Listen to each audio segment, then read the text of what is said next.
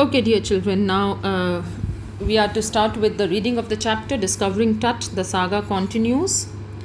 The most interesting part in this chapter is King Tut was the body of King Tut was mummified. There was this process of mummifying the bodies.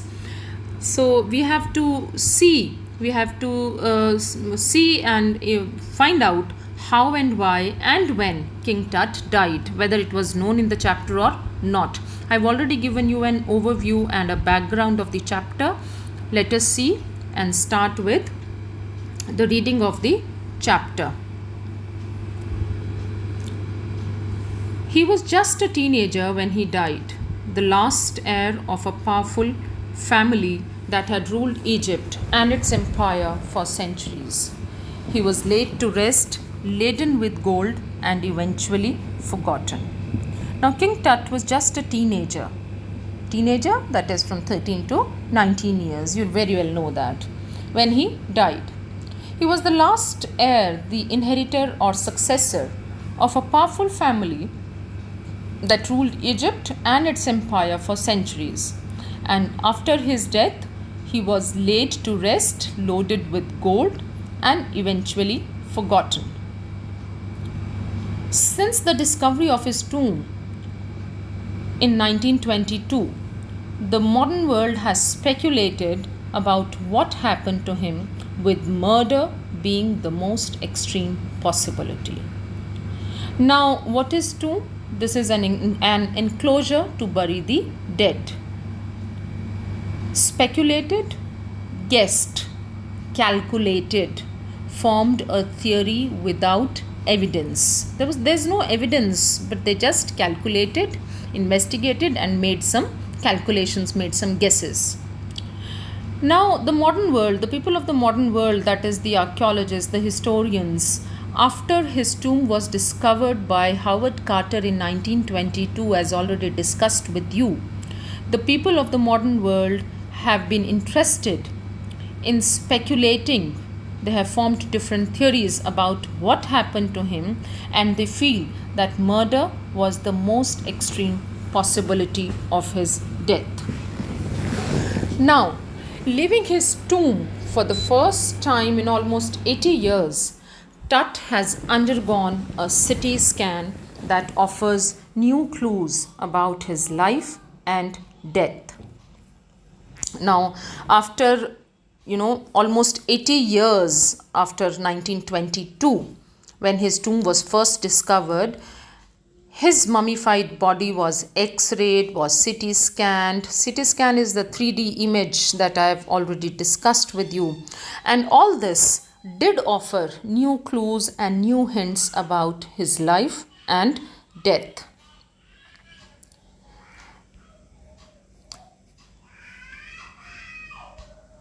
And provides precise data for an accurate forensic reconstruction of the boyish pharaoh.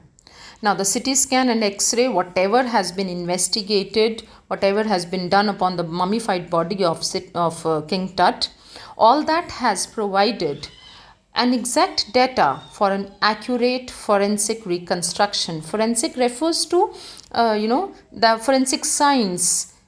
Science to investigate a crime. Reconstruction, the process of recreating the face of an individual. So they have tried through the science of forensic reconstruction, they have tried to recreate the face of the individual, and that I've already shown to you in the slides in my previous video. An angry wind stirred up ghostly dust devils as King Tut was taken from his resting place in the ancient Egyptian cemetery known as the Valley of the Kings. As soon as King Tut's body was taken out of his tomb, an angry wind stirred, an angry wind started moving.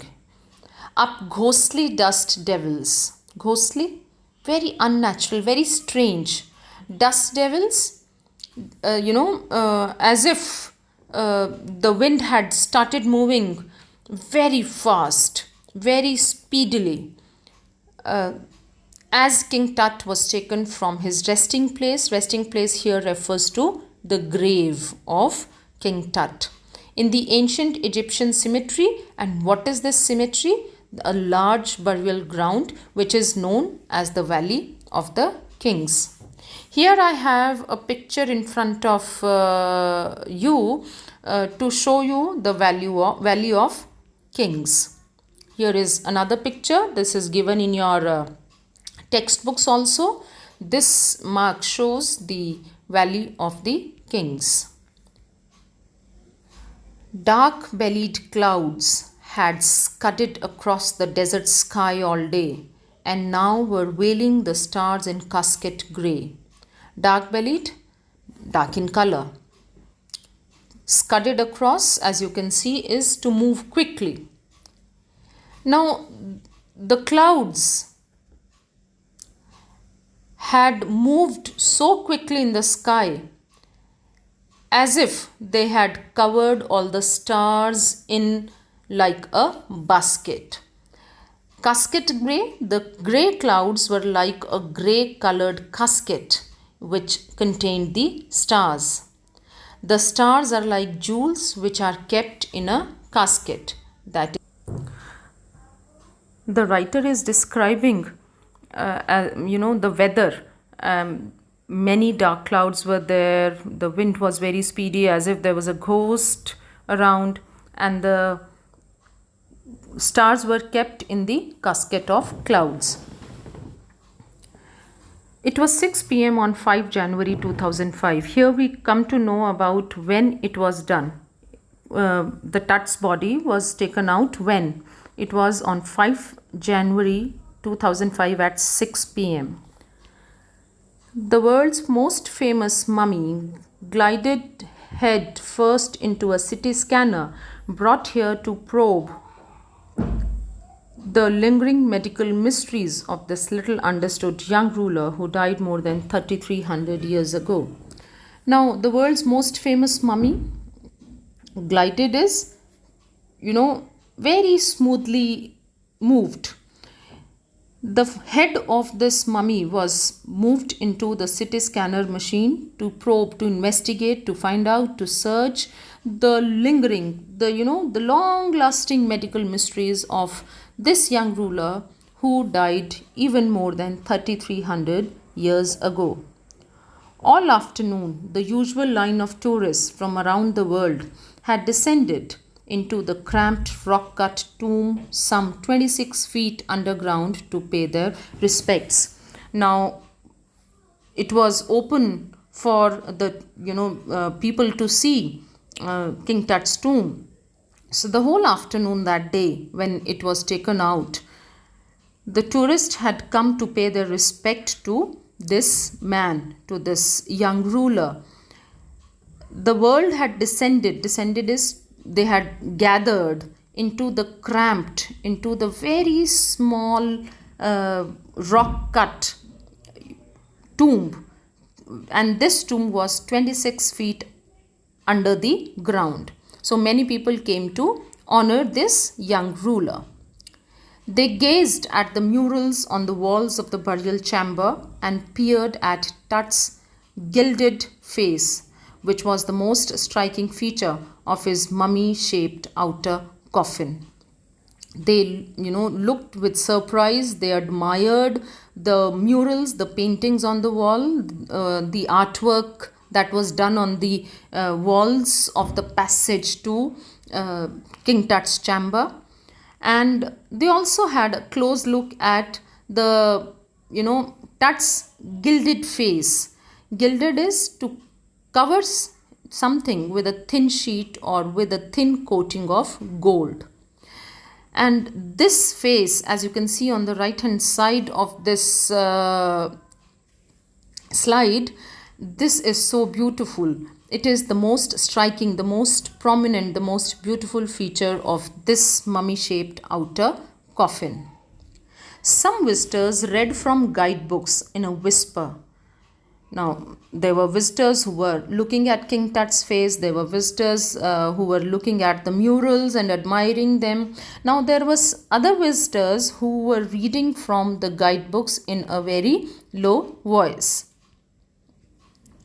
Others stood silently, perhaps pondering Tut's untimely death in his late teens, or wondering with a shiver if the Pharaoh's curse, death, or misfortune falling upon those who disturbed him was really true. Now, there were other visitors, other group of visitors also who stood silently, and perhaps the author says, perhaps they were thinking about the untimely and mysterious death of the King Tut in his late teens. And perhaps they were wondering, with a shiver. Wondering with a shiver means they were afraid, they were scared. If the Pharaoh's curse, and what was the curse? As I've told you earlier, that death or misfortune will fall upon those people who would disturb the eternal sleep of the king, of the young Pharaoh, that is King Tut. Whether it was really true or not, this they were thinking about. The mummy is in very bad condition because of what Carter did in the 1920s, said Zahi Hawass, Secretary General of Egypt's Supreme Council of Antiquities, as he leaned over the body for a long first look. Now, this we have already discussed. Carter did some damage to the body, and what damage it did. It almost severed every major joint and also, cut the head of King Tut's mummy. So, Zahi Hawass, the Secretary General, said that the mummy was in a very bad condition because of the damage done by Howard Carter. Its contents, its here refers to the coffin of King Tut, in which the mummified body was kept. So the contents, whatever was kept inside the mummified body, inside the coffin by the side of the mummified body of King Tut, they were actually there. No damage had been, done to those things. Its contents, its things, whatever was kept there, though hastily is quickly, swiftly ransacked. Ransacked is, raided, searched, found out. In antiquity, antiquities, ancient things were surprisingly complete. So whatever was kept by the side of the mummified body of King Tut inside that coffin was still there. No damage had been done to those things. And those things remain the richest royal collection ever found and have become part of the Pharaoh's legend. So those things are still considered the richest royal collection. Stunning artifacts in gold. What were those things? Now let us see what were the contents of this, coffin of King Tut. There were gold, artifacts in gold, things created in gold. Their eternal brilliance meant to guarantee resurrection. Eternal brilliance means ever shining, brilliance, glow of those things made of gold that were kept there. It guaranteed somehow a restoration to life, that life would come back to that soul. And it caused a sensation at the time of the discovery. So those things made of gold that were kept there, it created a sensation when the tomb was discovered of King Tut. And still this gets the most attention. But Tut was also buried with everyday things he would want in the afterlife, that is, life after death. And those things were board games, a bronze razor, linen undergarments, and cases of food and wine. Now the royal people They not only wanted the royal things, but they also wanted the things of daily use in their afterlife. So they were buried with daily use things also. After months of carefully recording the pharaoh's funerary treasures, Carter began investigating his three nested coffins. Funerary treasures are valuable things with which the king was buried. And nested coffins, three nested coffins here refers to the three coffins placed one in another in order of decreasing size. The smallest was inside, and then outside that was, in the increasing size, the three coffins were kept. The innermost coffin houses the body of the king. So after months of carefully recording, writing or recording the treasures that were kept with the funerary comes from the word funeral. At the time of funeral of King Tut, whatever was kept, Carter recorded everything minutely and then investigated further his three nested coffins. Nested, I suppose you've understood, one inside the other. Opening the first, he found a shroud adorned with garlands of willow and olive leaves, wild celery, lotus petals, and cornflowers, the faded evidence of a burial in March or April. Now, when he opened the first coffin, he found a shroud. Shroud, as discussed earlier, also was a length of cloth, a piece of cloth in which a dead person is wrapped.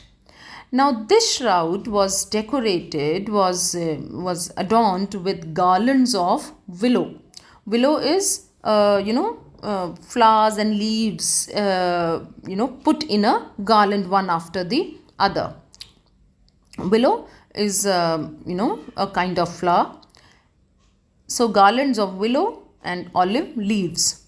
There were many other things, and all these things gave an indication that King Tut was somehow buried in somewhere in month of March or April, because these flowers and this kind of vegetation takes place during those months only. When he finally reached the mummy, though, he ran into trouble. Mummy is a body of a human being or animal that has been ceremonially preserved and wrapped in bandages. So it was a way to preserve the dead body. So that is why the mummified body. So, as he was, investigating the three coffins one after the other, and when he reached the innermost coffin in which was kept the mummy of King Tut, he ran into trouble. Now, what was the trouble? Let us see. The ritual, resins. Ritual here refers to the tradition, the custom of doing something. Here the resins used in the ceremony. It was a ceremony it was a ritual, it was a custom to do so. Resins, a sticky substance. It is a flammable, it catches fire easily. Substance that is insoluble in water. So the ritual resins had hardened. And the trouble was, because of this hardening of resins,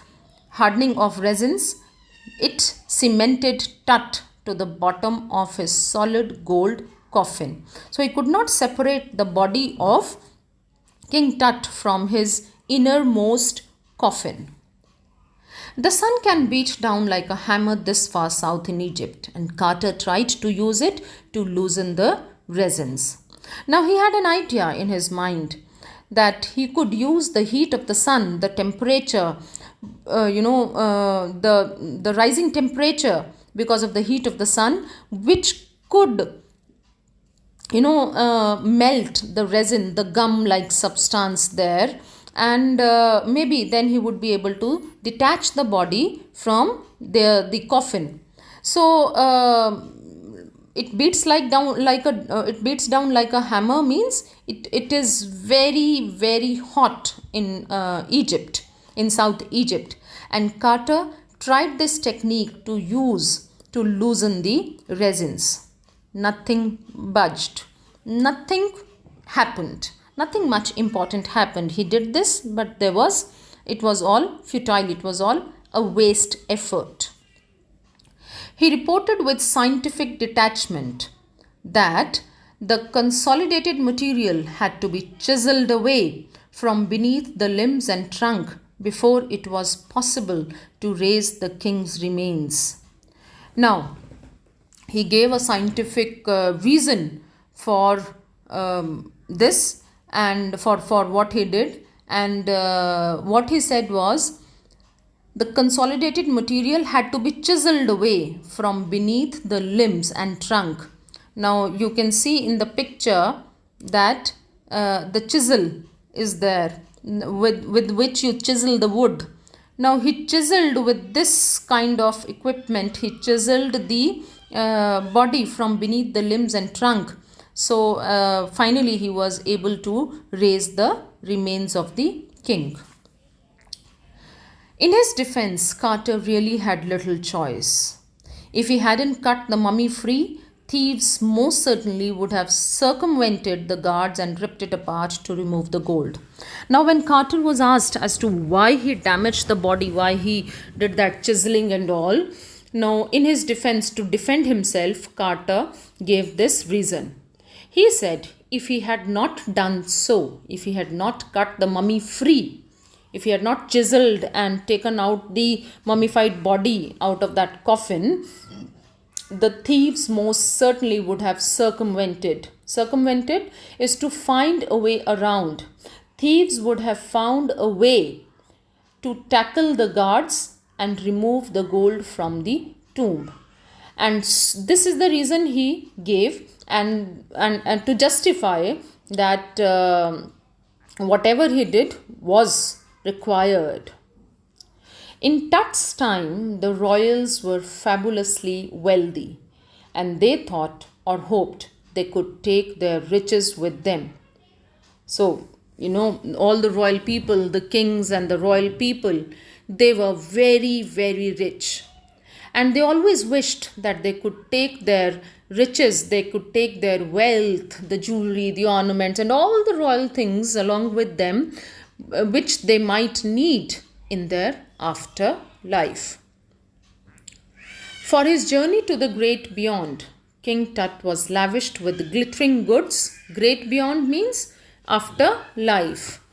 King Tut was lavished. He was decorated with glittering goods, with all the shining articles, all the articles that were shining, precious collars, inlaid necklaces. Inlaid is a very unique pattern or design on a surface of necklace, neck pieces, and bracelets, rings, amulets. What are amulets? An ornament of jewelry thought to give protection against evil, against negative forces, against danger or against diseases.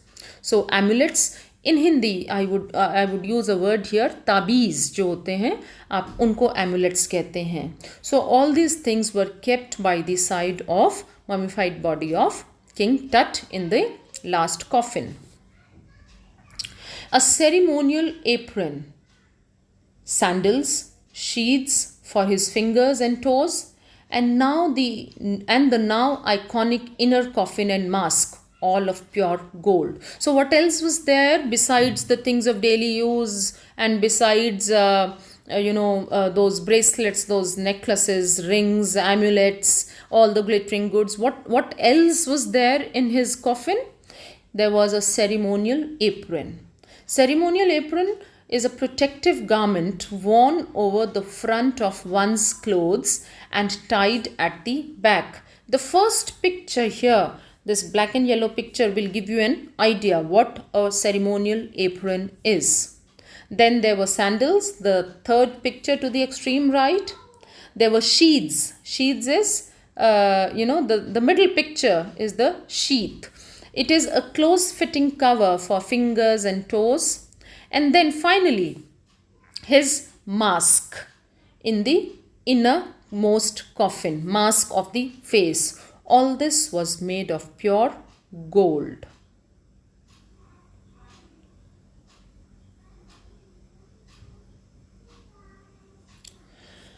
To separate Tut from his adornments, from his ornaments, whatever was kept there, whatever he was wearing, the sheaths for his fingers and toes, for his face, for his body, the apron, whatever was there, to separate Tut from all this, Carter's men removed the mummy's head and severed and damaged nearly every major joint. Once they had finished, they reassembled the remains on a layer of sand in a wooden box with padding that concealed the damage. The bed where now Tut rests. Now, once they had finished doing so, they had damaged they had cut all the major joints, they had removed the mummy's head. Once they had done all this, they reassembled all the remains on a layer of sand in a wooden box with a padding, and this padding concealed, it hid the damage. And this is the bed, the wooden bed, where the body of King Tut rests now. Archaeology has changed substantially in the intervening decades, focusing less on treasure and more on the fascinating details of life and mysteries of death. Now, archaeology is, of course, the study with which one wants to know something related to history, something related to past. Now, this science of archaeology, this study has changed substantially. There has been a lot of change in the intervening decades. In the intervening decades means the time when King Tut died and the time when his tomb was discovered. And if you talk about today, this science of archaeology has changed a lot. It has changed substantially. Intervening is occur in the time between events. So now what events I am telling you? I am telling you about the time when King Tut died, about when King Tut's tomb was discovered by Howard Carter, and further today. Now it focuses less on treasure and more on the interesting details of life and mysteries of death. Earlier it focused more on treasure found along with the contents that were kept there, the treasure that was there in the coffins. Now archaeology or archaeologists pay more attention to the interesting details of life and death, the mystery of death. These days, it also uses more sophisticated tools, including medical technology. So this is one of the biggest changes that we can see in the field of archaeology. In 1968, more than 40 years after Carter's discovery, an anatomy professor X-rayed the mummy and revealed a startling fact. Now, after 40 years of discovery, 1922, Howard Carter discovered, and in 1968, what happened was, there was an anatomy professor. Anatomy is study of inside of something. X-rayed the mummy, and what this X-ray revealed, it showed that a very surprising fact, and the fact was that beneath the resin, under that sticky substance that cakes his chest, that covers his chest, his breastbone and front ribs are missing. So these were the two things that were missing out of his body. Today, diagnostic imaging can be done with CT scan, or city by which hundreds of X-rays in cross-section are put together like slices of bread to create a 3D virtual body. Diagnostic imaging, images to diagnose something, images to, the doctor diagnoses our disease, our illness. So that is diagnosing. So images with the help of CT scan are created in cross section, like slices of bread. You can see on the left hand side is the CT scan machine, and on the right hand side are the slices of bread. So such a thing is created to give a three-dimensional effect of a virtual body, a look of a virtual body on the screen of the computer for the investigators to study at length. What more could a CT scan reveal of Tut than the X-ray? Now, X-ray could not reveal much. Now, the investigators thought that a CT scan would give more clues and hints about the mystery of death of King Tut. But let us see what happened. And could it answer two of the biggest questions still lingering about him, still which are unanswered? What are those questions? How did he die? And when he died? What was the reason of his death? And at what age he died? So, will these two questions be answered by a CT scan of King Tut? That was the biggest question. King Tut's demise was a big event, even by royal standards. Now, his death was a very big event because after his death, there was nobody from his family to rule Egypt. Now, he was the last of his family's line. In his lineage of, rulers from his family, from his, generation after generation, the lineage rules. From his family of rulers, he was the last to have ruled Egypt. And his funeral was the death rattle. Death rattle here refers to an indication, a sign that it is the death of a dynasty. His funeral, his death was the death rattle of a dynasty. But the particulars of his passing away and its aftermath are unclear. Details of how he passed away and after effects of his death are still unclear. Amenhotep III, Tut's father or grandfather, was a powerful pharaoh who ruled for almost 4 decades at the height of the 18th dynasty's golden age. Now, since we do not know much about King Tut's family, Amenhotep III, whether it was Tut's father or grandfather, he was a powerful pharaoh and he ruled for almost 40 years at the height of 18th dynasty's golden age.